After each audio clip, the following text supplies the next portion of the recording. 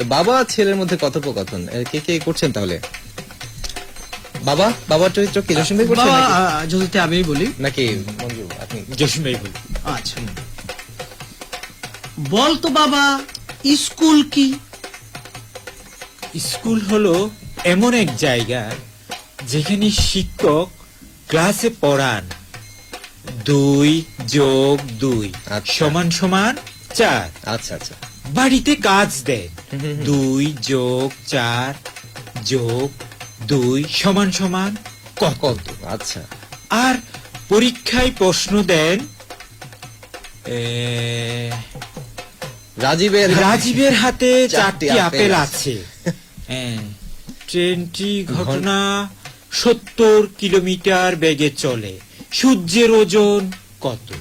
আচ্ছা, তার মানে কি দাঁড়িয়েছে জসিম ভাই? এটা হচ্ছে স্কুলে শিক্ষক যা পড়ান তার সাথে বাড়ির কাজ আর পরীক্ষার সাথে মিল থাকে না, এটাই বোঝাতে চেয়েছে আর কি। কোনো মিল নেই। শীতের সকালে স্বামীর অভিমান। তো শীতের সকালে স্ত্রী গোসল করেই বের হতে স্বামীর সামনে পড়লো। স্বামীও তখন গোসলে যাচ্ছিল।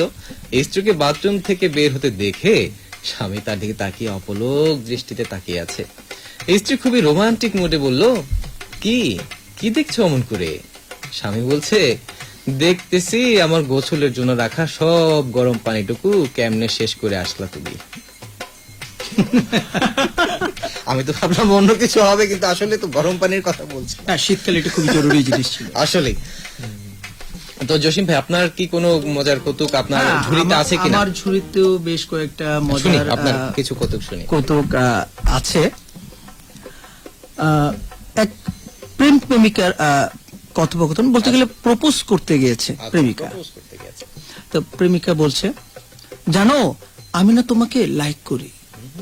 প্রেমিক, তুমি শুধু আমার লাইক করো, আমি তো তোমার কমেন্টসও করি। প্রেমিক রেগে মেগে, প্রেমিকা বলছে রেগে মেগে, শালা বোকা, তুই সিঙ্গেলই মরবি। কি মানে আসলে প্রেমিকটা বোকা, মানে কোন দিকের প্রশ্ন কোন দিকে সে বুঝতে পারেনি আসলে। সেই সময় প্রেমিকটা আসলে সে মোবাইল টিপছিল, মানে তার খেয়ালই ছিল না আসলে কি বলতে কি বলে ফেলছিল, তাই না? আর কোনো কৌতুক আছে কিনা? হ্যাঁ, অবশ্যই অবশ্যই। বেশ কয়েকজন বন্ধু আমাদেরকে মজার মজার বেশ কয়েকটা কৌতুক পাঠিয়েছে। তার মধ্যে যেমন বউয়ের বুদ্ধি। আচ্ছা, কৌতুকের নাম? হ্যাঁ হ্যাঁ, বউয়ের বুদ্ধি। ভাই শুনছেন, গতকাল আমার বউ আমারে জিগায়, তুমি অফিসে সারাদিন কি করো? আচ্ছা। তা আমি বললাম, কাজ করি। বউ বলে, তাহলে বাসায় আইসা আবার শুয়ে পড়ো কেন? তো আমি বললাম, ওইটা ওভার টাইম। এরপর থেকে বউ আমার বেতনের ওভার টাইম চায়। এই আর কি, বুঝতে হবে। আমাদের আরো আমাদের শ্রোতা বন্ধুরা পাঠিয়েছে, আমরা আবার কৌতুকে যেতে চাই। এইটি পাঠিয়েছে হচ্ছে কলেজ গেট থেকে ঝন্টু। আচ্ছা, হ্যাঁ, তিনি পাঠিয়েছেন স্বার্থপরের ইংরেজি কি। তো ইংরেজি পরীক্ষা ছিল কোচিং এ, সুমনের যেতে রীতিমতো দেরি হয়েছিল, ফলে তাকে বসতে হলো মেয়েদের পেছনে। হঠাৎ তার সামনে মেয়েটি তার দিকে তাকিয়ে জিজ্ঞেস করলো, এই স্বার্থপরের ইংরেজিটা কি হবে? সুমন বলছে, জানি কিন্তু বলবো না। মেয়েটি বলছে, তুই একটা সেলফিশ, যা এখান থেকে। আপনারা বলুন আসলে স্বার্থপর ইংরেজিটা কি হবে? স্বার্থপর ইংরেজি তো সেলফিশ সে নিজেই জানে। মঞ্জু, আপনার কোনো কৌতুক আপনি যদি শ্রোতাদের শোনাতে চান তাহলে? শ্রোতাদের শোনাতে চাই, আসলে তো কৌতুক তো আছে। পৃথিবীতে 3 ধরনের লোক আছে, ওরা খারাপ কথা বলে কিন্তু ওদেরকে কেউ কিছু বলে না। প্রথমত এক ধরনের লোক হচ্ছে সেটা আচ্ছা বাস কন্ডাক্টর। আচ্ছা, সে দেখে বলে, আফা আপনারটা দেখি। কি বুঝলেন? আচ্ছা, তারপর দ্বিতীয়টা হচ্ছে ফুচকাওয়ালা। সে বলে, আফা আরো দিমু, কেমন লাগলো? 3 নম্বর হচ্ছে জোতাওয়ালা, লন এক্সারসাইজ বেশি দিছি, এবার হইব ঠিকঠাক, কিছু মনে করেন না। তো শ্রোতা বন্ধুরা, আপনারাও কিন্তু চাইলে আমাদের সাথে যুক্ত হতে পারেন। ফেসবুকে আপনার কমেন্টের মাধ্যমে আপনার পছন্দের কোনো কৌতুক থাকলে অবশ্যই লিখে পাঠাতে পারেন, অথবা আপনারা আপনার জীবনে ঘটে যাওয়া কোনো মজার গল্প বা কোনো কাহিনী, হাস্যরসের কাহিনী থাকলে আমাদের লিখে পাঠান। আমরা অবশ্যই চেষ্টা করব আমাদের এখানে আমাদের শ্রোতা বন্ধুদের আপনার সকলকে মাঝে সেটি পড়ে শোনানোর জন্য। তো আমাদের এবারের কৌতুকটি পাঠিয়েছে হচ্ছে রিজার্ভ বাজার থেকে আরেকজন বন্ধু আমাদের বেলাল হোসেন। তিনি লিখেছেন, বসের প্রেমিকার সঙ্গে একদিন।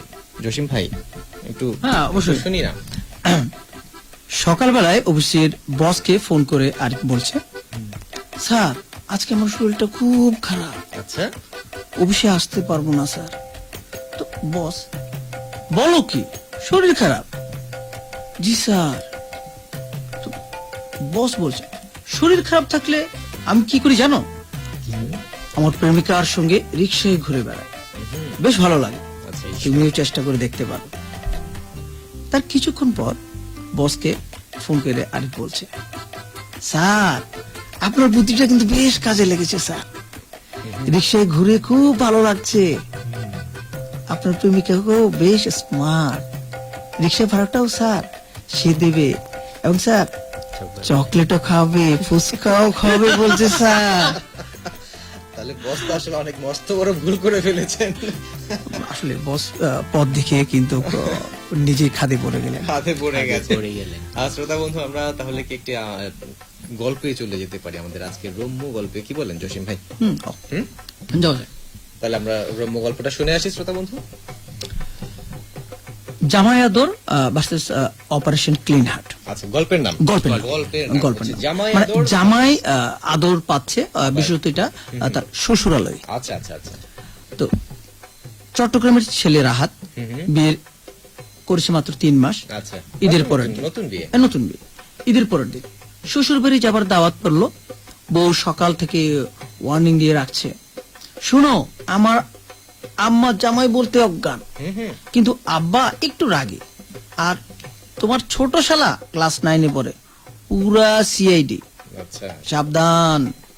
রাহাত ভাবলো, আরে ধুর, জামাই হইলাম কি মুড়ি খেতে, আমি তো ভিআইপি, শ্বশুর বাড়িতে স্বাভাবিক, জামাই ভিআইপি, অবশ্যই, সেটা অবশ্যই যথারীতি একটা আলাদা কদর আছে। কত।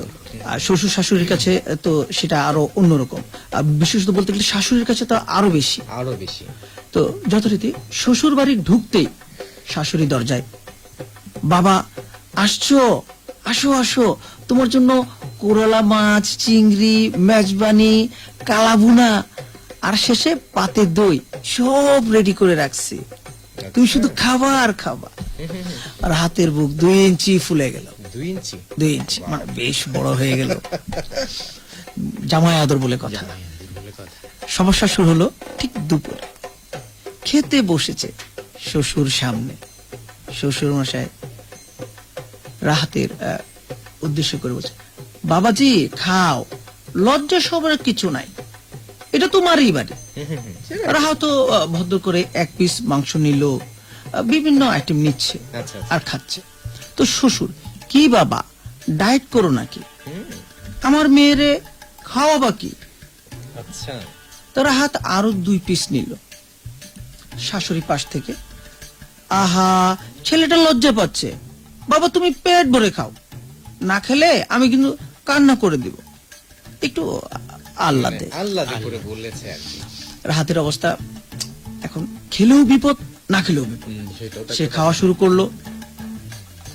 আচ্ছা, এক পর্যায়ে বিকেল। খাওয়ার পর্ব শেষ। হ্যাঁ, বিকেলে ছোট শালা আসলো, সেই সিআইডি। সিআইডি। দুলা ভাই চলেন মোবাইলে ফ্রি ফায়ার খেলি। আচ্ছা, তো রাহাত তো আসলে খেলে না, তাও ইজ্জত বাঁচাতে বসলো। 3 মিনিটে সিআইডি শালা তাকে 4 বার মারলো। শালা বলছে, দুলা ভাই আপনি তো বট, আপু আপনার বিয়ে করলো কেন? বউ কিচেন থেকে বলছে, ওই আমার জামাইয়ের কিছু বলবি না। রাতের বেলা আসলো আসল টেস্ট।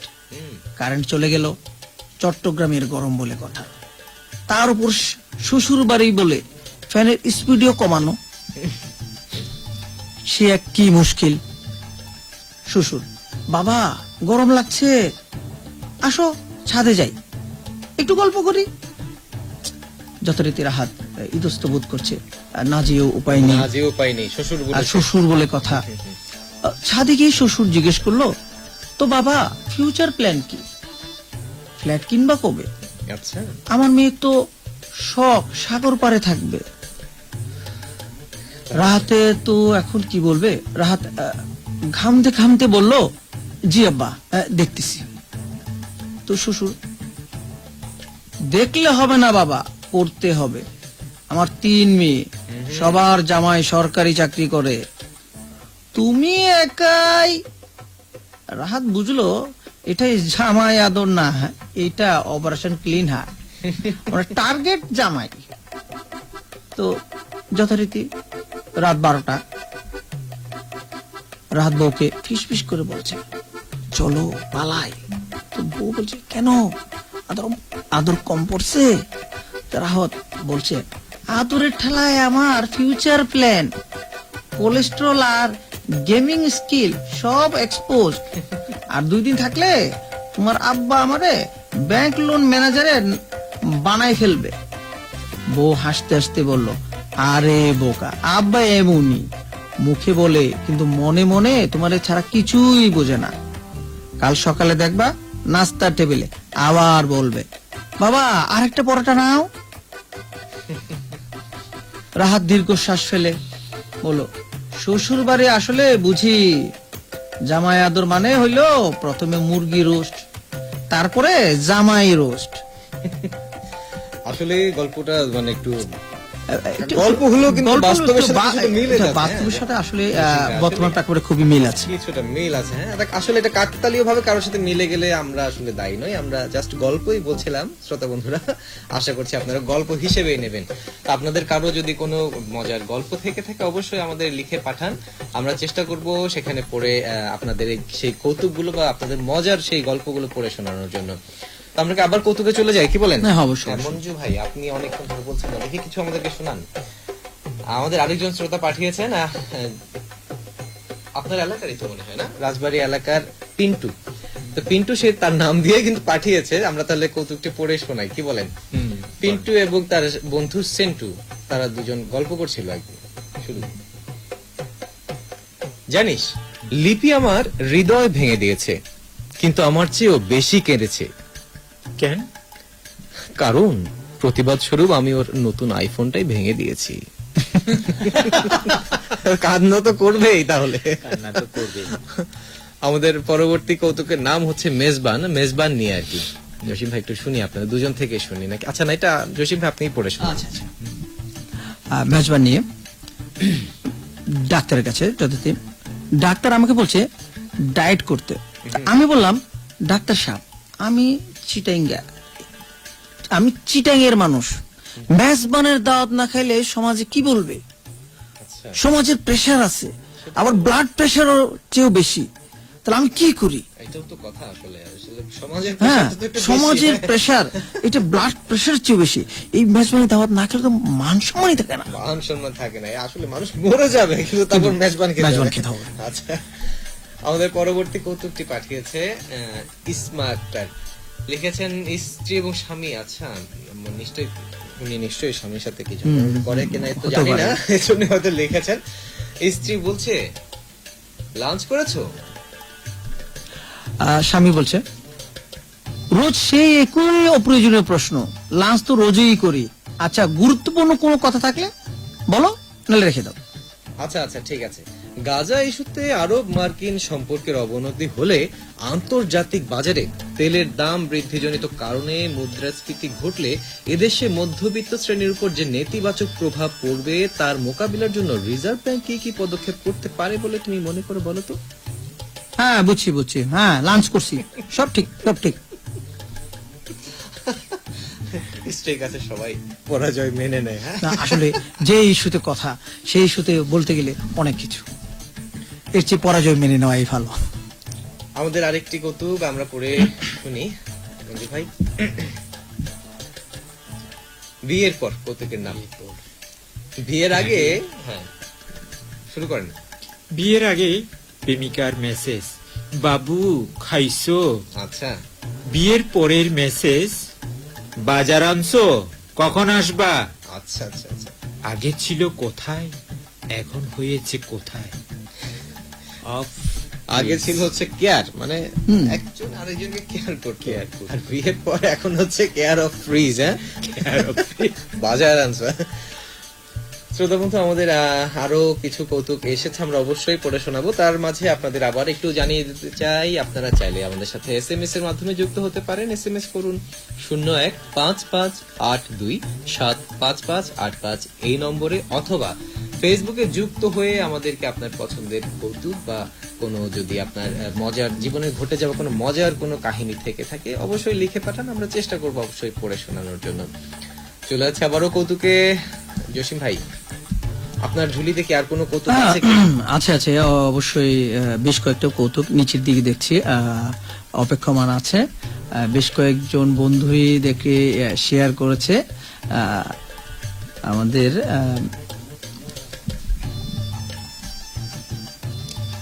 এটা কি? স্কুলে মানে ছাত্রের উত্তর ছাত্র। ম্যাডাম জিজ্ঞেস করছে, বলতো পৃথিবী গোল কেন? আচ্ছা, ছাত্র, মিস, চ্যাপটা হইলে সবাই গড়ায় পড়ে যাইতো। কি? ম্যাডাম অবাক হয়ে, অবাক হয়ে গেল। আর সূর্য পূর্ব দিকে উঠে কেন? ছাত্রের উত্তর, ম্যাডাম পশ্চিম দিকে উঠলে আমরা দেরি করে ঘুম থেকে উঠতাম, তাই সূর্য পূর্ব দিকেই উঠে। তো এই কথা শুনে যথারীতি ম্যাডাম এই ছেলেকে নোবেল পুরস্কার দিতে চাইলো।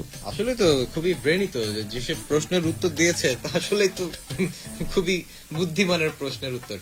আমরা আরো শুনি, জামাই শাশুড়ির আরেকটা মনে হয় আছে। জামাই শাশুড়ির ফোন দিয়েছে। জামাই হ্যাঁ, শাশুড়িকে? জামাই শাশুড়িকে ফোন দিয়ে বলছে, আচ্ছা, হ্যাঁ, বলছে, জামাই ফোন করে বলছে শাশুড়িকে, আম্মা আপনার মেয়ে রান্না পারে না। আচ্ছা। শাশুড়ি, বাবা আমি তার 20 বছর ধরে শিখাইছি, কিছুই পারে না, আহারে। আর তুমি 2 মাসে কি শিখাইবা? জামাই, আম্মা আমি শিখাই না, আমি ফুড পান্ডা শিখাইছি। এখন আমার শাশুড়িও ফুড পান্ডায় অর্ডার দেয়। ফুড পান্ডা, আসলে এখন তো সবাই আলসে হয়ে আলসে হয়ে গেছে ভাই। আর রাঙামাটি ভার্সন, আমাকে আরেকটা কৌতুক এসছে রাঙামাটি ভার্সন নিয়ে। কাঁঠালতলি থেকে কাঁঠাল লিখেছে, তুলে দেখে, কাঁঠালতলি থেকে পাঠিয়েছে রাজীব। 2 বন্ধু কাপ্তাই লেকে নৌকায় ঘুরছে। তো প্রথম বন্ধু বলছে, দোস্ত তুই সাঁতার জানোস? না রে। না রে। তাহলে নৌকা ডুবলে কি করবি? আরে লাইভ করব, ভাইরাল হয়ে যাব তখন। নৌকা তো এখনো ডুবে নাই, কিন্তু ওর ফলোয়ার 10K হয়ে গেছে ভাই। আসলে কি জামানায় এসছি, সবাই শুধু ফেসবুকিং এ পড়ে আছে। হ্যাঁ, মঞ্জু ভাই, আপনার ঝুলিতে কোনো কৌতুক আছে কিনা, আমাদের শ্রোতা বন্ধুদের একটু শুনিয়ে দেবেন কিনা? আছে, ঝুলিতে কৌতুক আছে বলতে কি, ছেলে বলল বাবাকে, হুম, বাবা আমি না দূরের জিনিস দেখি না। আচ্ছা, দূরের আমার জিনিস দেখেন। হ্যাঁ, দূরের জিনিস দেখে না, আমার একটা চশমা লাগবে। আচ্ছা, বাবা হচ্ছে প্রচন্ড কিপটে, আচ্ছা। সে বাচ্চাকে টেনতে টেনতে একদম ঘর থেকে টেনে হিস্ট্রি নিয়ে বেরিয়ে গেল। হুম, বলল, ওটা কি দেখতো? ওটা তো সূর্য। ও ঠিকই তো আছে, তুই তো সূর্য দেখতে পায়। সূর্য দেখতে পায়, দূরের জিনিস দেখে না বলেছিল। আচ্ছা, আচ্ছা, আচ্ছা, আচ্ছা। এই আর কি। শ্বশুর বাড়ি নিয়ে আমরা মনে আরেকটি কৌতুক পেয়েছি। শ্বশুর বাড়ি গেলে শাশুড়ি বলে, বাবা আর একটু নাও, আর একটু নাও। তো নিজের মা বাসায় মা বলে, আর খাইস না, মোটা হয়ে যাবি। তো কি বুঝলেন ভাই? বুঝলাম, আদর জায়গা বুঝেই চেঞ্জ হয়। আরেকটা কৌতুক এসছে আমাদের রিজার্ভ বাজার থেকে আকিব। 2 ঢপবাজের কথা হচ্ছে। তো ভাই কি ঢপবাজিগিরি করবেন নাকি? একটু চলেন না? দেখি করা করা যায় যায়। কিনা। প্রথম জন বলছে, আমি এত গরম চা খাই যে কেটলি থেকে সোজা মুখে ঢেলে দেই।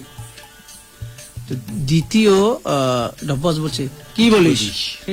আমি তো চা পাতা জল দুধ চিনি মুখে দিয়ে চুলার উপর বসে পড়ি। আসলে আসলে কিন্তু সম্ভব। এটা সম্ভব না। শিক্ষক ও ছাত্রের আরেকটি মজার কৌতুক এসছে আমাদের কাছে। শিক্ষক বলছে, বল্টু আমি সুন্দরী মেয়েটিকে বিয়ে করব, এটা কোন কাল? এটা পরকাল স্যার, কারণ এই জন্মে আপনার কপালে এমন মেয়ে জোটার কোনো সম্ভাবনাই নাই। হ্যাঁ, কি বলে? চমৎকার, মানে ছোট কিন্তু খুবই চমৎকার। শ্রোতা বন্ধুরা, আমরা কিন্তু প্রায় আমাদের অনুষ্ঠানের শেষ দিকে চলে এসেছি। তারপর আমরা আরো কিছু কৌতুক শুনিয়ে যেতে চাই। আপনারা চাইলে অবশ্যই আমাদের সাথে যুক্ত থেকে আপনার পছন্দের কৌতুক লিখে পাঠাতে পারেন। টাইপ করুন 015582755585 এই নম্বরে। তো সন্ধ্যায় পার্কের লাইট পোস্টের নিচে এক লোক কিছু একটা খুঁজছিল। একজন এসে বলছে, কি ভাই, কিছু হারিয়েছেন নাকি বুঝি? হ্যাঁ ভাই, ওই গাছতলায় আমার আংটিটা পড়ে গিয়েছে। তা এখানে খুঁজছেন কেন? গাছতলায় খুঁজেন। কি যে বলেন ভাই, গাছতলাটা তো ভারী অন্ধকার, কোনো আলো নেই, আর আমার একটু ভয়ও লাগছিল, তাই এই লাইটের নিচেই খুঁজছি আর কি। তাহলে এখানেই খুঁজেন। আমাদের আরেকটি কৌতুক আসছে, আমাদেরকে পাঠিয়েছে হচ্ছে তবলছড়ি থেকেই বিলকিস। আর প্রশ্নকর্তা, হ্যাঁ, আমরা আপনাদের দুজন থেকে শুনি। আচ্ছা, একটা প্লেটে 50টা প্লেনে, ইট আছে। না, একটা প্লেনে। একটা প্লেনে একটা প্লেনে 50টা ইট আছে। একটা ইট ফেলে দিলে থাকে কটা? এটা তো সোজা 49টা। আচ্ছা, হ্যাঁ, আচ্ছা, বুঝলাম তো। একটা ফ্রিজে হাতি রাখার 3টা স্টেপ কি কি? ফ্রিজটা খুলুন, হুম, হাতিটা ঢোকান, হুম। এরপর ফ্রিজের দরজা বন্ধ করে দিন। আচ্ছা ঠিক আছে, একটা ফ্রিজে একটা হরিণ রাখার 4টা স্টেপ কি কি? ফ্রিজটা খুলুন, হাতিটা বের করুন, হরিণটা ঢোকান, এরপর ফ্রিজের দরজা বন্ধ করে দিন। ঠিক আছে, তো তারপরে তারপর আরো আচ্ছা, আছে? আচ্ছা, না, তারপরে আছে, যেমন ধরেন বনের সিংহের আজকে জন্মদিন, সবাই এসেছে শুধু একজন ছাড়া। তা কে আসেনি এবং কেন আসেনি? হরিণ। হরিণ আসেনি কারণ সে ফ্রিজে। আবার প্রশ্নকর্তা প্রশ্ন হ্যাঁ। করছে আর কি। এক বৃদ্ধা কুমির ভর্তি একটা খাল পার হলো কোনো ক্ষতি ছাড়াই, কিভাবে সম্ভব? কারণ সব কুমির সিংহের জন্মদিনে গিয়েছে। খুবই চমৎকার, মানে খুবই একটার পর একটা স্টেপ। শ্রোতা বন্ধুরা, আমরা কিন্তু অনুষ্ঠানে একদম শেষ পর্যায়ে চলে এসেছি। আজকের মতো বিদায় নিতে চাই। আশা করছি আমাদের আজকের অনুষ্ঠান আপনাদের উপভোগ করেছেন। আমাদের আজকের অনুষ্ঠানটি প্রযোজনা সহকারী ছিলেন সোহেল রানা, উপস্থাপনায় ছিলাম আমি, এবং আমার সাথে আরো দুজন ছিলেন। কৌতুক এবং রম্য গল্প শুনিয়েছেন মোহাম্মদ জসিমউদ্দিন ভাই এবং মোহাম্মদ মঞ্জুর আলম মঞ্জু।